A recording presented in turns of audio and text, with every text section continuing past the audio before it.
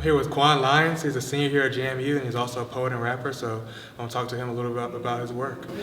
So first off, how did you get into poetry and music, and which came first for you? I gotta actually say they came together, man, and it hasn't been a presence in my life altogether. I actually just started when I was 19. It was last year, it was the summer before my junior years when I started writing, and I ran with it. So it was pretty abrupt, you know. There were no warning signs that it was coming. It didn't run in my family or anything, but, you know, it's here now, you know. Right. I kind of take that as a point that God told me it was meant for me, you know. Right. Well, what kind of influenced you and kind of sparked that fire in you? I guess a lot of times I don't really feel understood by everybody, you know. And when I can put it in words, spoken word, whether that be poetry or rap, it seems like I can put it in a way that people can understand the side of me that I don't usually show. What was your progression and kind of personal growth like from first time you were writing down some of your rhymes and poems to putting together with beats and then performing them? It started rough, man. It started really rough. I've always been a deep thinker, so the lyrics were there, but I can't say it was delivered in a way that people would want to listen. But I mean, all of it just came with work, you know. Just take time. How do you kind of find your subject matter? I know a lot of your music is very influenced by classwork and just kind of normal college student life. So what's kind of your influence for that? My influence in my music is that a lot of the things I go through, like I said, I feel like I go through them alone. But when I put it in my music and I get feedback on it, it's confirmation that there's relatability to it. You know, there's a lot of, everybody has a story, everybody got a battle, everybody's going through something, so everybody thinks there's something that's different than everybody else's, but in actuality, there's a million other people that's going through the same exact thing you are, you know, and if you can be that voice, you can't relate to everyone, but you're gonna be able to relate to someone and it'll help. So do you kind of talk to people and just kind of get ideas when you're putting together a song or a poem that you kind of make it more relatable? I can't say I do, man. The weird thing about the whole music and poetry thing as a performer is that, like, I'm an introvert. I know I'm an introvert, so it's like when I tap into music and poetry, it goes to a different side of me, you know. Everything that I write, it comes from within, you know. It just happens it hits, like it hits people where it matters, you know. And I think that's the genuinity in it all. So. Cool. So how'd you come up with your rap name Poet? Well, Poet, I was looking for a name to call myself, and I was going by Cloud DQ for a while. That was what I started with, and I ended up coming along to Poet I was working with a group last year, it was a film group, you know, film group that's right here on campus, Doghouse Productions. And they were helping me, you know, and that was a phase of my life that helped me grow. And just as time went along, we came up with the acronym. And it's an acronym, it's PO3T, and that stands for Prophet of Three Testimonies, which is faith, intellect, and versatility. And that's how that was the shortest way that I could describe myself, you know. And to shorten that, it was that acronym, and it's Poet. So. Wow, that's awesome. So, when did you kind of start putting together your mixtape that came out last year, iPhone Diary? When did you kind of start that project? I remember the exact day, right? I was on spring break, and my best friend JC, we went up to Virginia Beach. We were staying up there for the weekend, and we he's a chef, you know, so he's pushing for a dream himself. But we were both struggling. We were at a point where it felt like nothing was moving, you know. We felt like we had to make some action. So we sat down and said one thing we wanted to do before the year was out. So from the point of spring break, I said that I would drop an EP by finals week, and that just ended up becoming the name of it. Cool. So listen to it. There's a lot of samples in there. So so what are some of your influences? I know you have Kanye influence there, J. Cole, TLC. So what are some of your influences musically there? Definitely Kanye West, man. That was my first ever favorite artist. Not even just rapper, just artist in general. So he's definitely got a heavy influence on me. And I mean, as time progressed and I learned my own style, you know, things changed. Kanye West is still one of my favorite artists, but my favorite artist right now is definitely J. Cole. What about his music that really sticks with you? He's got a way of telling the story, you know, and it's usually him telling his own story, and everybody thinks he's telling everybody else's story, but it's really just that relatability concept, you know. And when I first started with this, when I first started with music and everything, there weren't many rappers that graduated college. For the fact of the matter, there was some that went and dropped out, you know, such as Kanye West, but J. Cole was an artist that I felt like I could identify with. He graduated cum laude, and that was just something that it stuck with me, you know. It gave me hope that I could do both. You know, I can get this college degree, but I can still chase a dream at the same time. Well, what is that struggle, that push and pull, like of, you know, pursuing a dream, and, you know, as an artist, but also, you know, doing classwork and doing the normal, you know, college day to day? It's hard, man. I can't tell you that it's an easy task, and I can't recommend it to anybody if it doesn't call them first. You know, you can't just say you want to do it. That's something that calls you, because I mean it's probably about 3 times every day I just want to quit, man. I just want to say I want to get a degree and I want to go into a profession, but I couldn't live with that, you know.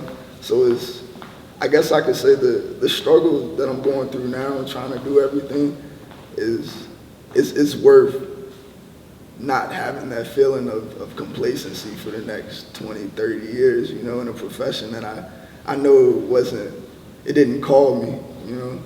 Right. So is that what keeps you going? You know, that feeling in your back of your mind, where I don't want to, you know, give up and yeah. Basically, complacency is a lot. It's a big part of it, man, because happiness means so much to me. It means so much to me, and it's not even just in the sense of my happiness, but my family. I have family. I'm the first person in my family to go to college, you know. So they heard I wanted to do this music thing. It was like is he still going to finish school and everything? But all that it isn't for their satisfaction. It's what's going to make me happy, you know. But at the same time, what's making me happy is making them happy.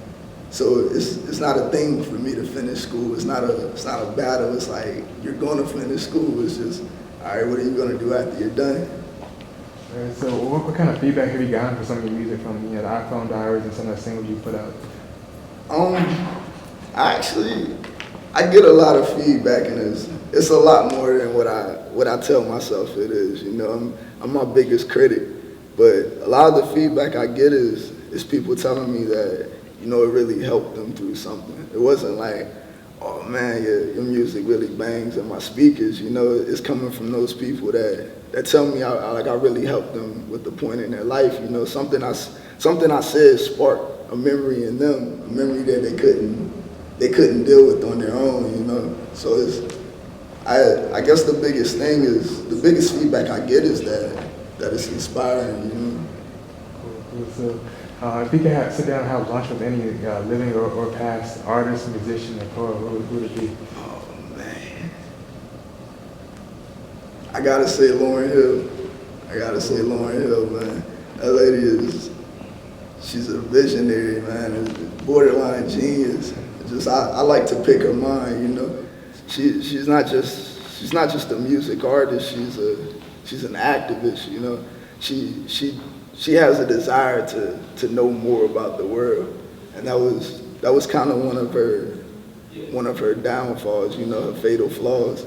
That's why a lot of people in a position of power, that they looked at her as if she was hurting. She was doing more hurt than she was helping.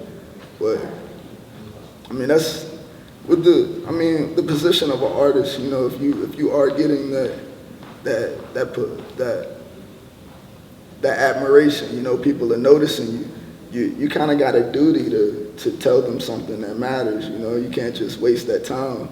They're giving you a piece of their brain, and you giving them something that's not beneficial. It's like wasting a million people's brains, you know. Right. So what's maybe your favorite song or poem or piece of work you put together so far? Let's see. my favorite piece is a song that I did this past summer, and it's actually featuring a poet and artist from here. She goes by A Boogie, Adrian, but it's called My Prayer, and it came from a point in my life that I was really going through something, you know, and I went really in depth in that piece, but at the same time it was a general piece that anybody could relate to, you know, if they were going through depression or anxiety or even just like thoughts of things like suicide, you know. That's something hard to deal with, but the fact of the matter is you have to deal with it, and it's not an easy thing to deal with, and even the people around you don't always know how to deal with it. So that music, that to me was like therapy, you know, and a lot of people that listen to it consider it as therapy. So that's definitely my favorite piece. Okay. Moving forward, what's kind of your goal as far as maybe getting better at your craft or you know, kind of evolving as an artist? My key to this, man, I think is to learn more, you know? Like everything in my craft that's come hasn't directly come from me trying to better my craft, you know? It's come from me learning more about myself, learning more about the world, learning more about my surroundings. And I know learning more, you do more, you know, it exuberates off you. So just learning the world, man, I don't necessarily want to get better at my craft. I want to be a better human. Better human is going to translate to me being better at my craft. So. Okay, so what are you working on right now? What kind of material are you trying to put together right now? Right now, I mean, like I said, I'm a senior here, so it's kind of do or die time, you know, so it's getting really hard for me. But actually, I'll be here for another year. 5th year. It's going to take me 5 years to finish out my degree. But right now, I'm working on I said I was going to put out another project this summer. And in terms of next year, next semester, by that December, I want to release another EP by finals week. I want to make it a series. So. Okay, what could we maybe expect for next? Sort of the same, very sample heavy there, or?